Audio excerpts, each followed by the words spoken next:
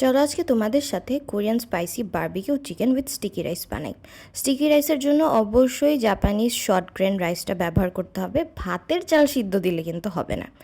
আর chicken ম্যারিনেশনটা খুবই সহজ।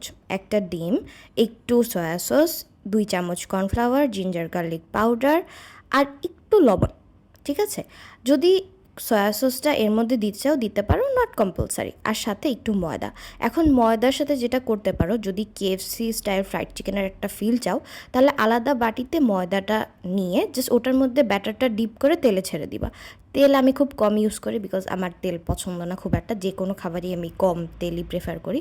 আর আমি মানুষটাও খুব অলস, তো একই কড়াইতে আমি সব কিছু করি। সো সেম কড়াইতে 1 কাপ পানি, ওর মধ্যে 2 চামচ soya sauce, Gochujang paste same 2 চামচ, আর একটু বারবিকিউ সস। বারবিকিউ সসটা আসলে কম্পালসারি না, বাট গোচুজাং পেস্টটা কম্পালসারি, যেটা আজকাল সব জায়গায় পাওয়া যায়।